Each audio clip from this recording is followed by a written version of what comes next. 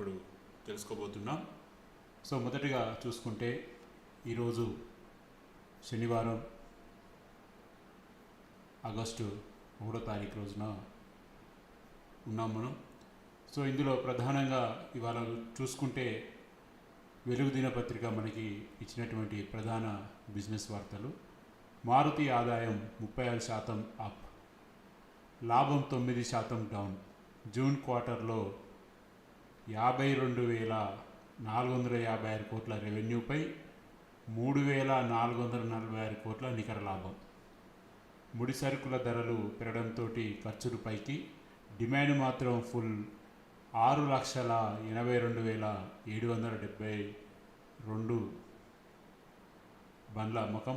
August నుంచి 30,000 వరకు ధరల పెంపు, 561 కోట్లతో 4 బయోగ్యాస్ ప్లాంట్లు ఏర్పాటు. కార్ల తయారీ company Maruti Suzuki India June quarter results ఫలితాలు నిరాశపరిచాయి. రెవెన్యూ 36% పెరిగినా నికర లాభం మాత్రం ఏడాది లెక్కన 9%, క్వార్టర్ ప్రతిపాదన 6% పడిపోయింది.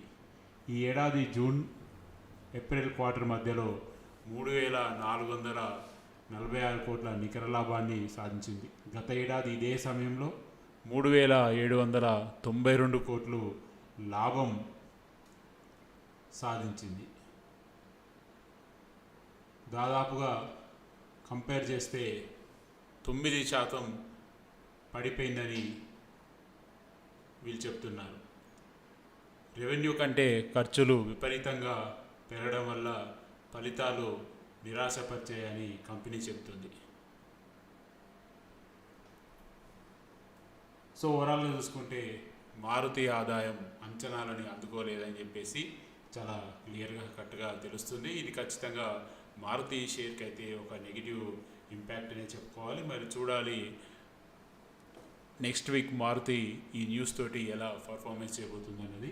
సో కంపెనీ అదేవిధంగా ఫ్యూచర్ ప్లాన్స్ కూడా వీళ్ళు చెప్పడం జరిగింది.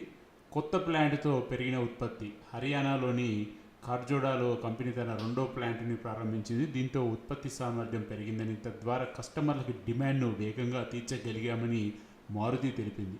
డీలర్ల వద్ద సరుకు నిల్వలను 13 రోజులకు సరిపడా ఉన్నాయని, నిల్వలను సరైన స్థాయిలో నిర్వహిస్తామని కంపెనీ పేర్కొంది. కంపెనీ గ్రీన్ ఎనర్జీపై దృష్టి పెట్టింది. మొదటి దశలో భాగంగా 561 కోట్ల బడ్జెట్ తోటి 4 కంప్రైజ్డ్ బయోగ్యాస్ ఉత్పత్తి ప్రాజెక్టులను ప్రారంభించింది. కేవలం ఎలక్ట్రిక్ ఈవీ వాహనాలపై కాకుండా హైబ్రిడ్, సిఎన్జి, బయోగ్యాస్ వంటి ఇంధనాలతో నడిచే బండ్లను కూడా కంపెనీ తీసుకొస్తుంది. సో కంపెనీ చాలా క్లియర్గా చెప్పేది ఏంటంటే డిమాండ్ మాత్రం చాలా ఉందని చెప్పేసి, అదేవిధంగా కస్టమర్లకి ఇన్ టైంలో డెలివరీ చేసేందుకు కూడా కంపెనీ కొత్త ప్లాంట్ని స్టార్ట్ చేసిందని, అదేవిధంగా భవిష్యత్తులో హైబ్రిడ్, సిఎన్జి, బయోగ్యాస్, ఈవీ అన్ని మోడల్స్ని కూడా కంపెనీ ముందుకు తీసుకెళ్తుందని చెప్తున్నారు.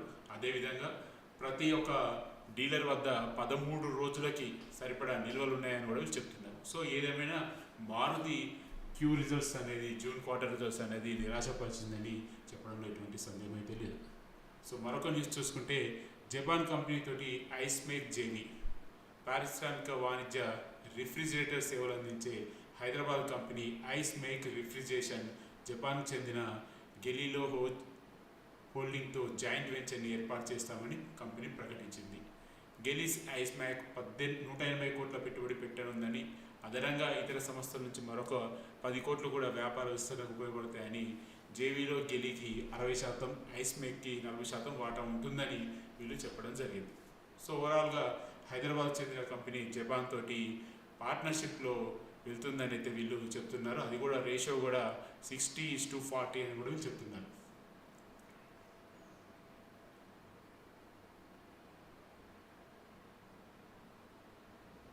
సో మరొక వార్త చూసుకుంటే ఫ్లిప్కార్ట్ ఆర్డర్లతోటి నెట్ఫ్లిక్స్ ఉచితం. ఈ కామర్స్ కంపెనీ ఫ్లిప్కార్ట్ కస్టమర్లను ఆకర్షించడానికి కొత్త ఆఫర్ ప్రకటించింది. ఈసారి తమ ఆర్డర్లు పెట్టిన వారికి ఉచితంగా నెట్ఫ్లిక్స్ సబ్స్క్రిప్షన్ ఇవ్వనుంది. ఆగస్టు నుంచి ఒక క్యాలెండర్ నెలలో కనీసం 299 విలువైన 4 ఆర్డర్లను పూర్తి చేయాలి. కనీసం 1196 ఖర్చు చేయాలి. Flipkart main app, Flipkart grocery లేదా ఫ్లిప్కార్ట్ మినిట్స్ ద్వారా కొనుగోలు చేసిన వాళ్ళకి ఇది వర్తిస్తుందని, 4 ఆర్డర్ పూర్తయిన తర్వాత ఫ్లిప్కార్ట్ యాప్ ద్వారా నెట్ఫ్లిక్స్ మంత్లీ మొబైల్ ప్లాన్ని ఉచితంగా యాక్టివేట్ చేస్తారని చెప్తున్నారు. సో ఎవరైతే నెట్ఫ్లిక్స్ కోసం ఎదురు చూస్తుంటారో వాళ్ళకి ఫ్లిప్కార్ట్ ఒక అద్భుతమైన ఆఫర్ ఇచ్చిందనే చెప్పుకోవచ్చు. వాళ్ళకి సంబంధించిన 4 యాప్లలో నుంచి 4 ఆర్డర్, ఒక్కొక్క ఆర్డర్ ₹299 పైన చేస్తే ఆటోమేటిక్గా 4 ఆర్డర్ తర్వాత మీకు నెట్ఫ్లిక్స్ మొబైల్ సబ్స్క్రిప్షన్ యాక్టివేట్ అవుతుందని అయితే కంపెనీ చెప్తుంది. సో మరొక వార్త చూసుకుంటే ఐఎంఆర్ ఎంకు 150 కోట్ల పెట్టుబడి. ఆర్థిక సేవలు అందించే హైదరాబాద్ సంస్థ institute of insurance and risk management holding 150 కోట్ల నిధులు సేకరించింది. సో ఖచ్చితంగా హైదరాబాద్ బేస్డ్ కంపెనీకి ఇది ఒక గుడ్ న్యూస్గా చెప్పుకోవచ్చు. సో మరొక వార్త చూసుకుంటే ద్రవ్యలోటు 3.1 లక్షల కోట్లు, ఇన్ఫ్రా ఖర్చులు పెరగడంతో ఏప్రిల్ జూన్లో పెరుగుదల. ప్రస్తుత ఆర్థిక సంవత్సరంలో మొదటి త్రైమాసికంలో ఏప్రిల్ టు జూన్లో భారత ద్రవ్యలోటు 3.1 లక్షల కోట్లకు చేరింది. ఇది పూర్తిగా ఆర్థిక సంవత్సరానికి గాను ప్రభుత్వం అంచనా వేసిన బడ్జెట్ లక్ష్యంలో 18.2% సమానమని కంట్రోల్ జనరల్ ఆఫ్ అకౌంట్స్ శుక్రవారం పేర్కొంది. గత ఏడాది ఇదే టైంలో 2.8 లక్షల కోట్లుగా ఉంది. ఈసారి ఇన్ఫ్రా ఖర్చులు పెరగడంతో లోటు పెరిగిందని తెలిపింది. సో ఇది ఖచ్చితంగా మార్కెట్కి అయితే ఒక నెగిటివ్ ఇంపాక్ట్ రాబోతుందనే చెప్తుంది ఈ డేటా. చూద్దాం మరి నెక్స్ట్ వీక్ ఈ డేటా తోటి ఎలా మార్కెట్ పర్ఫార్మెన్స్ చేయబోతుందన్నది.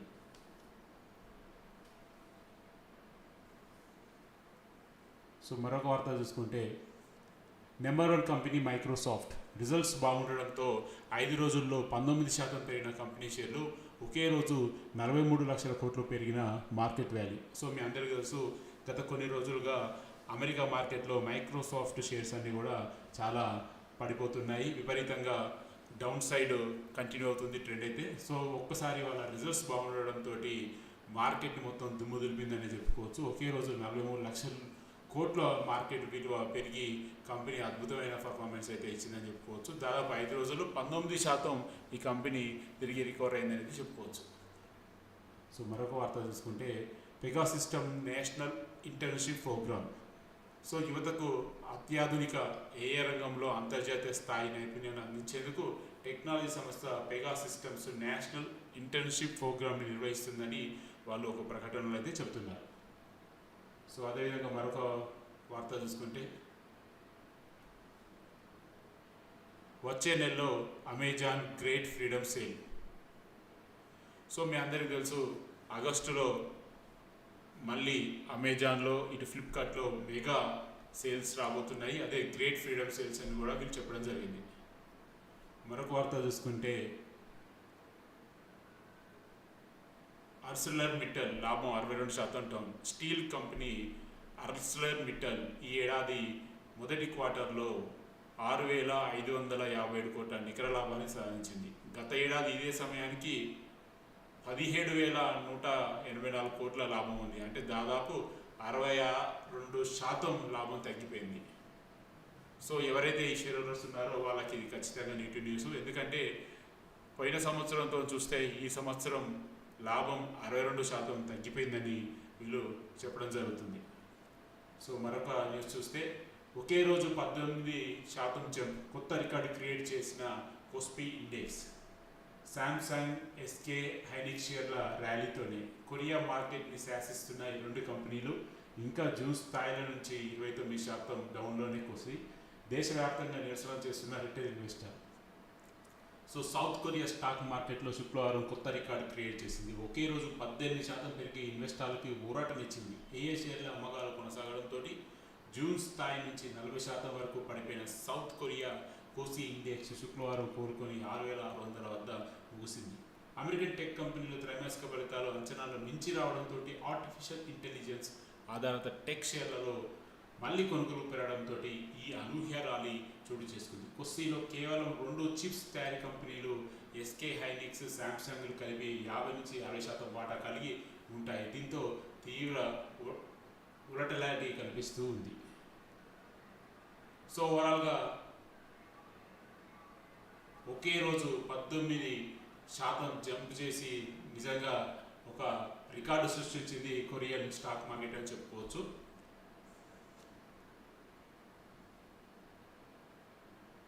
సో మరొకటి చూసుకుంటే వండర్లాలో ఆఫర్లు. Amusement park Wonderla friendship day సందర్భంగా ప్రత్యేక ఆఫర్లు ప్రకటించింది. అన్ని పార్కులలో buy one get one free ఆఫర్ని అందుబాటులో తెచ్చింది. ఇది ఆగస్టు 1, 2వ తేదీలలో మాత్రమే అందుబాటులో ఉంటుందని వాళ్ళు ఒక ప్రకటన అయితే చెప్పారు. సో ఓవరాల్గా వెలుగు దినపత్రిక అయితే ఇది ప్రధానంగా వాళ్ళు ఈరోజు కవర్ చేసినటువంటి స్టాక్ మార్కెట్ అది బిజినెస్ వార్తలు కూడా. సో మరి మనం నెక్స్ట్ పేపర్లో ఏ విధంగా కవర్ చేశారనేది కూడా చూద్దాం. సో మనం ఇప్పుడు ప్రస్తుతం నమస్తే తెలంగాణ చూస్తే ఇక్కడ కూడా చాలా కొన్ని ఇంపార్టెంట్ వార్తలే వచ్చాయి. అందులో మరి ముఖ్యంగా చూసుకుంటే వీళ్ళు కూడా మార్కెట్లో మైక్రోసాఫ్ట్ రికార్డు ఒకే రోజు 39 లక్షల కోట్లు పెరిగిన కంపెనీ విలువ. స్టాక్ మార్కెట్ చరిత్రలో తొలిసారి త్రైమాసిక ఫలితాల్లో జోష్. 16% ఎగిసిన షేర్ వాల్యూ, కలిసి వచ్చిన అజూర్ క్లౌడ్ వృద్ధి. సో ఓవరాల్గా వీళ్ళు కూడా సేమ్ న్యూస్ కవర్ చేశారు. బట్ ఇక్కడ క్లారిటీ అనేది వీళ్ళు చాలా క్లియర్గా ఇవ్వడం జరిగింది. ఏఐపై మైక్రోసాఫ్ట్ భారీ ఎత్తున పెట్టుబడి పెడుతున్నందున అవి సత్ఫలితాలు ఇస్తున్నాయని కంపెనీ త్రైమాసిక ఆర్థిక ఫలితాలు సూచించాయి. సో అందువల్ల రానున్న రోజుల్లో మైక్రోసాఫ్ట్ ఏఐలో చాలా ముందుకు వెళ్తుందని చెప్పేసి అందరూ భావించి నిన్న ఫలితాలు చూసిన తర్వాత ఎగబడి షేర్లు కొన్నారని చెప్పేసి వీళ్ళు కూడా చెప్తున్నారు. సో ఓవరాల్గా చూసుకుంటే నిన్న యుఎస్ మార్కెట్ అంతా కూడా మైక్రోసాఫ్ట్ షేర్లదే హవా అని చెప్పేసి తెలుస్తుంది. సో మరొక ప్రధాన వార్త చూసుకుంటే నకిలీ కరెన్సీపై నజర్. అంతర్జాతీయ సరిహద్దు శాఖలలో దొంగ నోట్ల గుర్తింపు మిషన్ ఏర్పాటు చేయండి బ్యాంకులని ఆదేశించిన రిజర్వ్ బ్యాంక్. సో బార్డర్లో బ్యాంక్ శాఖలలో దొంగ నోట్లపై ఇకపై గట్టిగా నిఘా రానుంది. దేశవ్యాప్తంగా అంతర్జాతీయ సరిహద్దు కలిగిన రాష్ట్రాలలో, జిల్లాలలో బ్యాంకులు నకిలీ కరెన్సీ గుర్తింపు మిషన్లను తమ బ్రాంచ్లలో ఏర్పాటు చేయాలని శుక్రవారం రిజర్వ్ బ్యాంక్ ఆఫ్ ఇండియా ఒక సర్క్యులర్ జారీ చేసింది. సో మళ్ళీ మన దేశంలో బార్డర్లో ఉన్న రాష్ట్రాలు, జిల్లాలు అన్ని బ్యాంకులు కూడా నకిలీ కరెన్సీ గుర్తించే మిషన్లను ఏర్పాటు చేసుకోవాలని ఆర్బీఐ ఒక సర్క్యులర్ అయితే జారీ చేసింది.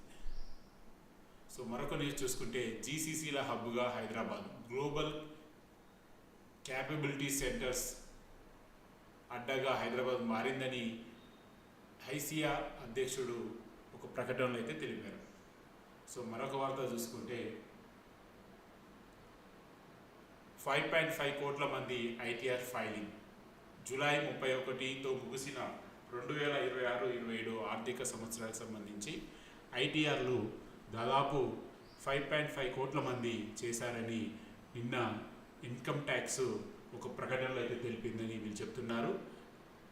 సో దాదాపు గురువారం ఒక్కరోజే 42 లక్షల మంది ఫైల్ చేశారని కూడా వీళ్ళు చెప్తున్నారు. సో మరో వార్త చూస్తే నిధుల సేకరణలో ఐఐఆర్ఎం హోల్డింగ్. సో ఇది హైదరాబాద్ బేస్డ్ కంపెనీ. వీళ్ళు ఆల్రెడీ 150 కోట్లు సమకూర్చడానికి వీళ్ళు ప్రయత్నాలు చేస్తున్నారని ఇక్కడ వీళ్ళు క్లియర్గా చెప్తున్నారు. సో మరొక వార్త చూసుకుంటే మారుతికి సంబంధించి ఇంతకుముందు కవర్ చేసినట్టుగానే వీళ్ళు కూడా మారుతిపై ముడిసరుకు సెగ. Q1లో 3,446 కోట్లకు పరిమితమైన లాభం. డిమాండ్ మాత్రం విపరీతంగా ఉందని చెప్పేసి కూడా వీళ్ళు చెప్తున్నారు. సో ఓవరాల్గా మారుతి అయితే అంచనాలని అందుకోలేకపోయి నిరాశపరిచిందని కూడా వీళ్ళు కూడా చెప్తున్నారు. సో ఇది మనకి ప్రస్తుతం నమస్తే తెలంగాణ కవర్ చేసినటువంటి బిజినెస్ వార్తలు. మరొక పేపర్లో చూద్దాం. సో సాక్షికి సంబంధించి ఈరోజు ఎలా ఇచ్చిందనేది మనం చూద్దాం. సో మనకి ఇక్కడ స్టాక్ మార్కెట్లో వచ్చేసి సెన్సెక్స్ 78,094 పాయింట్ల వద్ద ట్రేడ్ అవుతుంది. దాదాపు 166 పాయింట్లు లాభపడింది. అదేవిధంగా నిఫ్టీ 24,384 వద్ద ట్రేడ్ అవుతుంది. నిఫ్టీ 66 పాయింట్లు లాభపడింది. సో అదేవిధంగా మనకి యూఎస్ డాలర్ వచ్చేసి 96 రూపాయల వద్ద ట్రేడ్ అవుతుంది. బ్రిటన్ పౌండ్ వచ్చేసి 128, యూరో వచ్చి 110, జపాన్ యూన్ వచ్చేసి 59, Australia dollar 67, Singapore dollar 75, Saudi real 26, UAE 26, China Yuvan 15 రూపాయలు. సో ఓవరాల్గా చూసుకుంటే నిన్నటి స్టాక్ మార్కెట్ అయితే లాభాలతోటి ముగిసిందని చెప్పుకోవచ్చు. సో ప్రధానంగా సాక్షి ఇచ్చినటువంటి న్యూస్ చూసుకుంటే యాపిల్ రికార్డు ఆదాయం జూన్ క్వార్టర్లో $109 బిలియన్. టెక్ దిగ్గజం యాపిల్ ఏప్రిల్ టు జూన్ త్రైమాసికంలో రికార్డు స్థాయిలో $109 బిలియన్ ఆదాయం ప్రకటించింది. గత ఏడాది వ్యవధితో పోలిస్తే లాభం 16% పెరిగింది. భారత్తో సహా పలు వర్ధమాన దేశాల్లో రెండంకెల స్థాయిలో అమ్మకాలు పెరగడం ఇందుకు దోహదపడ్డాయని కంపెనీ చెప్తుంది. ఆదాయంలో అమెరికా వాటా అత్యధికంగా ఉండగా గ్రేటర్ చైనాలో 22%, యూరోప్లో 22%, రీసెంట్ ఆఫ్ ఆసియా పసిఫిక్లో 15% మేరకు వృద్ధి సాధించిందని వీళ్ళు ఒక ప్రకటనలో అయితే చెప్తున్నారు.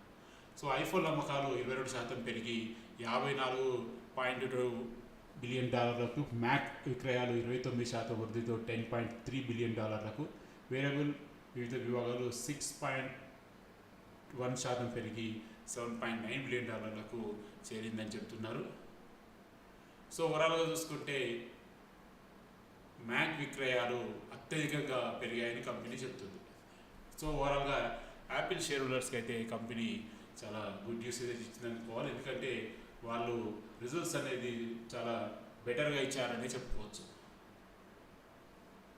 సో మరొకటి చూసుకుంటే జెనరిక్స్కి గుడ్ బై, స్పెషాలిటీ డ్రగ్స్కు వెల్కమ్, బయోసిమిలర్పై ఫార్మా దిగ్గజాల ఫోకస్, అమెరికా జెనరిక్స్పై ఆధారపడడాన్ని తగ్గిస్తూ Sun Pharma, Doctor Reddy, Cipla, Lupin, Brazil, Africa, China మార్కెట్లోకి విస్తరణ, దేశీయ ఫార్మా రంగానికి కొత్త ఊపు. సో మీ అందరికీ తెలుసు ఫార్మా ఇండస్ట్రీస్ అనేది ఇప్పుడు కూడా అద్భుతమైనటువంటి ఎదుగుదలకు ఉన్నటువంటి సెక్టర్. సో ఇప్పుడు మళ్ళీ ఈ 2026లో మళ్ళీ ఫార్మాకి మంచి రోజులు రాబోతున్నట్టు కనబడుతున్నాయి. సో ఫార్మా షేర్ హోల్డర్స్ అందరికీ కూడా ఈ న్యూస్ చాలా ఇంపార్టెంట్ అని చెప్పుకోవాలి. ఎందుకంటే వీళ్ళు అమెరికా జెనరిక్స్పై ఆధారపడకుండా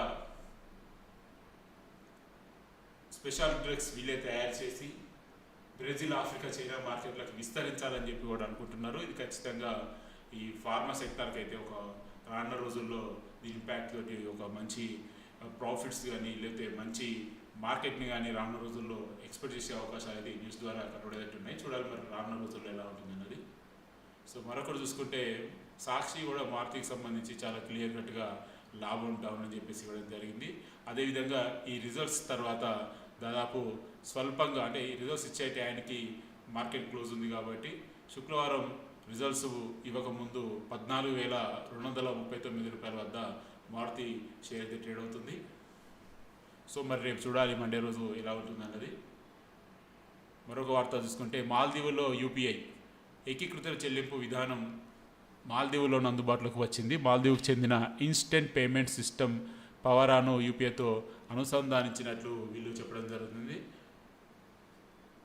సో దాదాపు ప్రస్తుతం కాంబోడియా, సింగపూర్ తదితర 9 దేశాల్లో యూపీఐని వినియోగిస్తున్నారు. సో యూపీఐ వినియోగించే దేశాల్లో మరొక దేశం యాడ్ అయింది, అది మాల్దీవులు. సో మరొక వార్త చూసుకుంటే ఐటీసీకి వ్యయాల భారం, Q1లో లాభం 16% డౌన్, 4,509 కోట్లకు పరిమితం. సో మీ అందరికీ తెలుసు చాలామంది చాలా ఫేవరెట్ స్టాక్ ఐటీకి సంబంధించి Q1 రిజల్ట్స్ ఇవ్వడం జరిగింది. ఐటీసీ కూడా చాలా నిరాశపరిచిందని చెప్పుకోవచ్చు. ఎందుకంటే లాభం దాదాపు 16% డౌన్ అయిపోయింది. సో ప్రస్తుత ఆర్థిక సంవత్సరం తొలి త్రైమాసికంలో 4,509 కోట్ల నికర లాభం ప్రకటించింది. Q1లో నమోదైనటువంటి గత Q1లో 5,343 ఉంటే ఇప్పుడు 4,500, అంటే దాదాపు 16% లాభం తగ్గిపోయింది అని చెప్పడం జరిగింది. ఐటీసీ మొత్తం వ్యయాలు 48% ఎగసి 34,800 కోట్లు చేరాయి. మొత్తం ఆదాయం 27% వృద్ధి చెంది 30,190 కోట్లకు పెరిగింది. సో ఐటీసీ రిజల్ట్స్కి ముందు షేరు దాదాపు 281 రూపాయల వద్ద క్లోజ్ అయింది. మరి రేపు ఈ న్యూస్ తర్వాత నెక్స్ట్ వీక్ ఎలా ఉంటుందన్న చూడాలి. సో ఓవరాల్గా ఐటీసీ కూడా షేరులని నిరాశపరిచిందని చెప్పడంలో ఎటువంటి సందేహం అయితే లేదు. సో ఇది ప్రస్తుతం మనకి సాక్షి అయితే ఇచ్చినటువంటి ఇంపార్టెంట్ బిజినెస్ న్యూస్. సో ఈనాడుకు వచ్చేసేవాడికి ఏప్రిల్ జూన్ ద్రవ్యలోటు 3,07,883 కోట్లు. సో ద్రవ్యలోటు అనేది గత సంవత్సరంతో పోలిస్తే ఈ సంవత్సరం పెరిగిందని కూడా వీళ్ళు చెప్తున్నారు. సో ఇది ఖచ్చితంగా ఇంపాక్ట్ అయితే రానున్న రోజుల్లో ఉండే అవకాశం ఉంది. ప్రస్తుత ఆర్థిక సంవత్సరం 2026-27 తొలి 3 నెలల ద్రవ్యలోటు 3,07,833 కోట్లుగా నమోదైంది. పూర్తి ఆర్థిక సంవత్సరానికి బడ్జెట్ నిర్దేశించుకున్న లక్ష్యం ఇది 18.2% సమానం. 2025-26 ఇదే సమయానికి 17.9% ఉంది. అంటే గత సంవత్సరంతో పోలిస్తే ఈ సంవత్సరం ద్రవ్యలోటు పెరిగిందని కూడా వీళ్ళు చెప్పడం జరుగుతుంది. సో చూడాలి మరి రానున్న వారాల్లో దీని ఇంపాక్ట్ ఎలా ఉంటుందనేది. సో మరొక వార్త చూసుకుంటే ప్రధానంగా అత్యవసర వైద్య సేవలకు ఈవీటీ ఓఎల్ విమానాల వినియోగం, ఎయిర్ ఇండియా అధ్యాయం.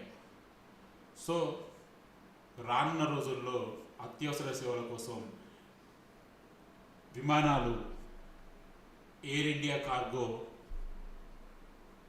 విభాగాధిపతి మాట్లాడుతూ ప్రపంచంలో అత్యంత వేగంగా అభివృద్ధి చెందుతున్న విమానయాన సెక్టార్లో మన దేశం ఉంది. ఫ్లయింగ్ కార్స్ అనేవి ప్రస్తుత రవాణా వ్యవస్థకు సహజమైన విస్తరణగా భావిస్తున్నాం. మారుతి సుజుకి తోటి ఒప్పందం చేసుకొని 21వ శతాబ్దంలో వైద్యానికి కావాల్సినటువంటి రవాణా తీసుకురాబోతున్నారని కూడా వీళ్ళు చెప్తున్నారు. సో దానికి సంబంధించి ఫ్లయింగ్ కార్ కంపెనీ స్కైడ్రైవ్ సుజుకి తోటి ఒక ఒప్పందం చేసుకుందని సో వీళ్ళు ప్రస్తుతం అధ్యయనం చేస్తున్నారు. అతి త్వరలో దీనికి ఇలా ఇంప్లిమెంటేషన్ చేయాలని. సో రానున్న రోజుల్లో వైద్య సేవలకు సంబంధించినవి కానీ ఇటు కార్గో ఎయిర్ ఇండియా కార్గో కానీ వీళ్ళందరూ కూడా మరి ఇది కనుక ముందుకెళ్తే మంచి ఒక ఫ్యూచర్ బిజినెస్ ఉన్నట్టయితే మనకి తెలుస్తుంది. చూడాలి మరి ఏం జరుగుతుందన్నది. సో మరొక వార్త చూసుకుంటే తగ్గిన ఐటీసీ లాభం. సో ఇంతకుముందు కూడా మనకి కవర్ అయింది. సో ఐటీసీ లాభం తగ్గిందని కూడా ప్రతి ఒక్క ప్రముఖ న్యూస్ పేపర్లు అందరూ కూడా ఇవ్వడం జరిగింది. ఎందుకంటే ఐటీసీ అనేది ప్రతి ఒక్కరు అతి సామాన్యులు కూడా ఫేవరెట్ షేర్స్గా దీన్ని తీసుకోవడం జరుగుతూ ఉంటుంది. సో ఐఓసీ నష్టం 2,661 కోట్లు. ఇండియన్ ఆయిల్ కార్పొరేషన్ జూన్ త్రైమాసికంలో 2,661 కోట్ల నష్టాన్ని నమోదు చేసినట్లుగా వీళ్ళు చెప్తున్నారు.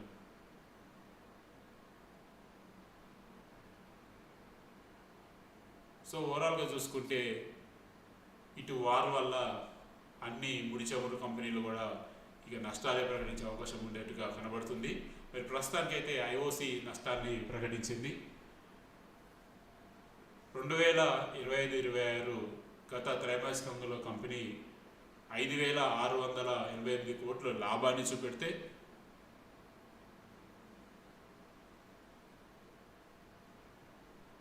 ఇప్పుడు 2,661 కోట్ల నష్టాన్ని కంపెనీ చూపెడుతుంది. సో ఓవరాల్గా చూసుకుంటే ఐఓసి కూడా షేర్హోల్డర్ని నిరాశపరిచిందని చెప్పడంలో ఎటువంటి సందేహం లేదు. మరి చూడాలి రేపు సోమవారం వచ్చే వారం ఎలా మార్కెట్ దీన్ని తీసుకుంటుందన్నది. మరొక వార్త చూసుకుంటే బీమా వ్యాపారంలోకి పతంజలి మ్యాగ్నా జనరల్ ఇన్సూరెన్స్ని కొనుగోలు చేసి ఐఆర్డీకి వీళ్ళు అప్లికేషన్ ఇవ్వడం జరిగింది. ఐఆర్డీ అనుమతి కూడా ఇవ్వడం జరిగింది. ఆయుర్వేదం ఎఫ్ఎంసీజీ ఉత్పత్తులలో పేరొందిన పతంజలి ఆయుర్వేదిక్ త్వరలో ఆర్థిక సేవల వ్యాపారంలోకి అడుగుపెట్టబోతుంది. మ్యాగ్నా జనరల్ ఇన్సూరెన్స్ మెజార్టీ వాటా కొనుగోలు చేయడంతో తద్వారా బీమా రంగానికి తన కార్యకలాపాల పాటు విస్తరించింది. ఈ కొనుగోలు ప్రతిపాదనకు భారతీయ బీమా నియంత్రణ అభివృద్ధి అధికారిక సంస్థ ఐఆర్డీఏ అనుమతులు ఇచ్చినట్లుగా ఒక పత్రిక అయితే చెప్పడం జరిగింది. సో దాదాపు 4,500 కోట్లకి వీళ్ళు కొనుగోలు చేసినట్టుగా వార్తలు అయితే వస్తున్నాయి. సో ఆ మ్యాగ్నా ఇన్సూరెన్స్లో దాదాపు పతంజలి 73% వాటా, డిఎస్ గ్రూప్కి 24% వాటా ఉండనుందని కూడా వీళ్ళు చెప్తున్నారు. సో ఓవరాల్గా చూసుకుంటే పతంజలి షేర్ హోల్డర్స్ కానీ పతంజలి అభిమానులకు కానీ కంపెనీ గుడ్ న్యూస్ చెప్పిందని చెప్పుకోవడంలో ఎటువంటి సందేహం అయితే లేదు. సో చూడాలి మరి వచ్చే వారం ఎలా ఉంటుందన్నది. సెబీకి 700 కోట్లు చెల్లించిన ఎన్ఎస్సి ఐపీఓ ముందు కోలొకేషన్ కేసు పరిష్కరించుకునేందుకు. సో చాలామంది ఎదురు చూస్తున్నటువంటి ఐపీఓ ఎన్ఎస్సి ఐపీఓ. సో దానికి మార్గం క్లియర్ చేసుకుంటూ వస్తుంది ఎన్ఎస్ఓ. సో ఎన్ఎస్సి తాజాగా సెబీకి చెల్లించవలసినటువంటి 715 కోట్లు కూడా చెల్లించింది. సో ఇంకా అతి త్వరలో ఐపీఓ వచ్చేందుకు మార్గం క్లియర్ అయినట్టే చెప్పుకోవచ్చు. చూడాలి మరి భారతదేశంలో అతిపెద్ద ఐపీఓలలో ఒకటిగా ఎన్ఎస్సి ఐపీఓ అయితే రాబోతుంది. సో దీని మీద చూడాలి ఏమొస్తుందన్నది. ఐపీఓకి వచ్చేందుకు ఎన్ఎస్సి సన్నాహాలు చేస్తుంది. తమపై దీర్ఘకాలిక పెండింగ్లో ఉన్న కోలొకేషన్ డార్క్ ఫైబర్ కేసుల పరిష్కారానికి మార్కెట్ల నియంత్రణ సంస్థ సెబీకి 1491 కోట్లు చెల్లించినట్లు శుక్రవారం వెల్లడించింది. ఇంతకుముందు 776 కోట్లు డిపాజిట్ చేస్తామని తాజాగా 714 కోట్లు చెల్లించినట్లు తెలిపింది. దీంతో సెటిల్మెంట్ అంగీకరించిన మొత్తం 1491 కోట్లు చెల్లించినట్లయింది. ఈ కేసులో సవరించిన సెటిల్మెంట్ ప్రతిపాదనకు సెబీ గురువారం సూత్రప్రాయంగా ఆమోదం తెలపడంతో ఎన్ఎస్ఈ ఈ చెల్లింపులు చేసింది. సెటిల్మెంట్ మొత్తం పెంపు, ఐపీఓకి మార్గం సుగమం. ఈ సెటిల్మెంట్ ప్రక్రియతో ఎన్ఎస్ఈ ఐపీఓకి దారి క్లియర్ అయిందని చెప్పుకోవచ్చు. ఐపీఓ అనుమతి కోరుతూ సెబీకి డ్రాఫ్ట్ పత్రాలని ఎన్ఎస్ఈ సమర్పించిన సంగతి తెలిసిందే. ప్రస్తుత వాటాదారులలో 14.89 కోట్ల ఈక్విటీ షేర్లు విక్రయించనున్నారు. ఈ సంస్థ ఈక్విటీ మూలధనంతో సుమారు 6% ఇది సమానం. మార్కెట్ అంచనాల ప్రకారం ఎన్ఎస్ఈ ఐపీఓ పరిమాణం దాదాపు 30,000 కోట్లుగా ఉండొచ్చు అని అయితే వీళ్ళు చెప్తున్నారు. సో ఏదేమైనా ఎన్ఎస్ఈ ఐపీఓ అతి త్వరలో రాబోతుంది.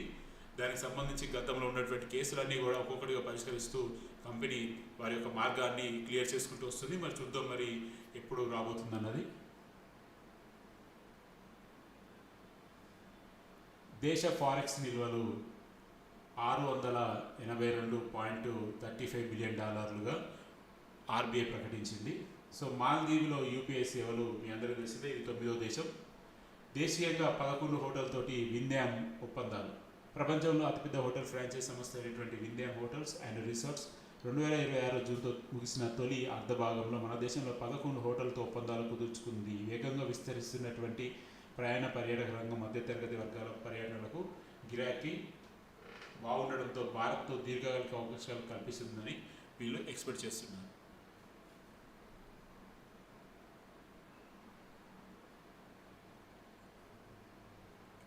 మందికి అన్లిస్టెడ్ షేర్ల బదిలీని పబ్లిక్ ఇష్యూగా పరిగణించిన సెబీ ఒక ఆర్థిక సంవత్సరంలో కొనుగోలుదారుల సంఖ్య 200కు మించినంత వరకు వాటాదారులు ప్రైవేట్ చర్చల ద్వారా అన్లిస్టెడ్ ఈక్విటీ షేర్లను ఆఫ్ మార్కెట్లో విక్రయించడానికి పబ్లిక్ ఇష్యూగా పరిగణించబోమని సెబీ తెలిపింది. సెబీ ఎప్పటి నుంచో అడుగుతున్నటువంటి ఒక క్లారిటీ మీద అయితే ఇచ్చింది.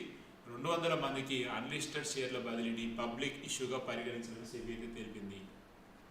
మరొక ఆర్టికల్ చూసుకుంటే భారత్ సెమీ కండక్టర్పై దిగ్గజాల ఆసక్తి, చిప్ డిజైన్పై ప్రత్యేక దృష్టి.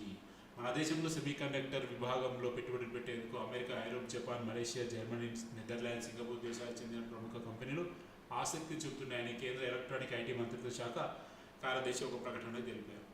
సో ఖచ్చితంగా సెమీ కండక్టర్స్కి రానున్న రోజుల్లో మార్కెట్లో మంచి డిమాండ్ ఏర్పడే అవకాశాలు కూడా కనబడుతున్నాయి. అది కూడా స్వదేశీగా తయారు చేసేందుకు కంపెనీలు పోటీ పడే అవకాశం కనబడుతూ ఉంది.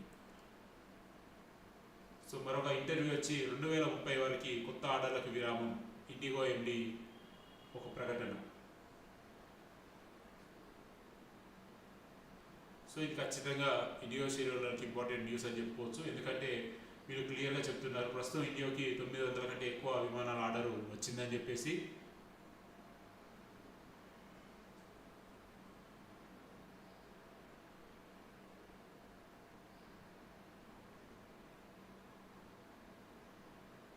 సో దాదాపు వీళ్ళు ఇప్పటికే ఎన్నో ఆర్డర్స్ పెట్టారని చెప్పేసి వీళ్ళు చెప్తున్నారు, 900 పైన. సో ఆ ఆర్డర్స్ డెలివరీ అయిన తర్వాత మళ్ళీ కొత్త ఆర్డర్స్ పెడతాము, అప్పటిదాకా విరామం అని చెప్తున్నారు. సో ఓవరాల్గా 2030 తర్వాతనే కొత్త ఆర్డర్స్ మళ్ళీ స్టార్ట్ అవుతాయని వీళ్ళు చెప్తున్నారు. సో ఇది ఇండిగో షేర్లకైతే ఒక ఇంపార్టెంట్ న్యూస్ అని చెప్పుకోవచ్చు. ఎందుకంటే రానున్న రోజుల్లో వీళ్ళు చాలా విస్తరించబోతున్నారు కంపెనీ పరంగా కూడా వీళ్ళు చెప్తున్నారు. మరొక వార్త చూసుకుంటే 22% పెరిగిన తాజ్ జీవీకే హోటల్ లాభం. So Taj GVK hotels and resorts ఏకీకృత నికర లాభం జూన్ త్రైమాసికంలో 31 కోట్లుగా నమోదైంది. గత క్వార్టర్లో అంటే గత సంవత్సరంలో 25.98 కోట్లు అంటే ఈ సంవత్సరం 31, అంటే దాదాపు 22% వీళ్ళ లాభాలు పెరిగినట్టుగా వీళ్ళు చెప్తున్నారు. ఖచ్చితంగా తాజ్ జీవీకే హోటల్స్కి అయితే ఇది ఒక మంచి గుడ్ న్యూస్ అనే చెప్పుకోవచ్చు. సో మరొక వార్త చూసుకుంటే 3 వారాల గరిష్టానికి సూచీలు. ఎఫ్ఐఐ కొనుగోలు 277.48 కోట్లు, డిఐఏ కొనుగోలు 2237 కోట్లు. సెన్సెక్స్ 166 పాయింట్లు లోబడి 78,095 వద్ద ట్రేడ్ అవుతుంది. నిఫ్టీ 66 పాయింట్లు కోల్పోయి 24,325 ట్రేడ్ అవుతుంది. బజాజ్ ఫైనాన్స్ నికర లాభం 28% పెరగడంతో బీఎస్ఈలో ఇంట్రాడేలో 8% లాభపడి 1141 రూపాయల వద్ద ట్రేడ్ అవుతూ ఉంది. ఇంట్రాడేలో 9% లాభపడి దుమ్ము దులిపిందని చెప్పుకోవచ్చు.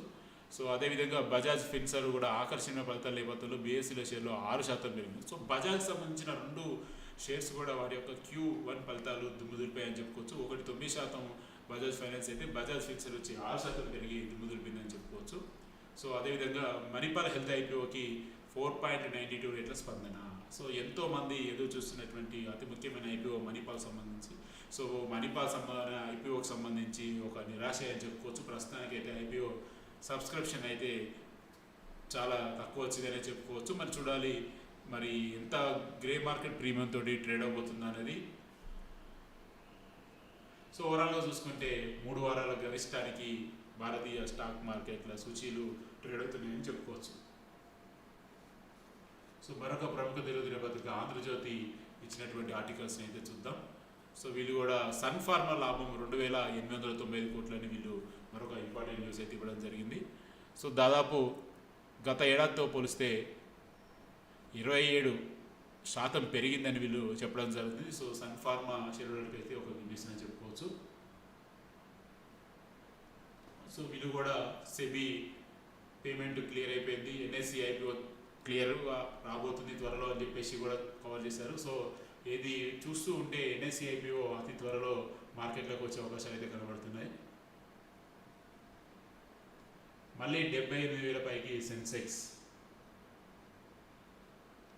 ఐటీసీ లాభాలకు సిగరెట్ల డ్యూటీ దెబ్బ. ఐటీసీ లిమిటెడ్ జూన్తో ముగిసినటువంటి తొలి త్రైమాసికంలో దాదాపు 16% లాభాలు తగ్గిపోయాయి. దానికి ప్రధాన కారణం సిగరెట్ల మీద డ్యూటీ పెరగడమే అని చెప్పేసి వీళ్ళు చెప్తున్నారు. కంపెనీ ఖర్చులు కూడా దాదాపు 48% పెరిగాయని వీళ్ళు చెప్తున్నారు. సో ఓవరాల్గా ఐటీసీ నష్టాలకి రకరకాల కారణాలు అయితే చెప్తున్నారు. బట్ ఓవరాల్గా అయితే మాత్రం కంపెనీ నిరాశపరిచిందని చెప్పుకోవచ్చు. మరి చూడాలి రేపు వచ్చే వారంలో దీని ఇంపాక్ట్ ఎంతవరకు ఉంటుందని. సో ఇది ఫ్రెండ్స్ ప్రస్తుతం తెలుగు రాష్ట్రాలలో ఉన్నటువంటి ప్రముఖ తెలుగు దినపత్రికలు ఇచ్చినటువంటి న్యూస్ని మనం ప్రస్తుతం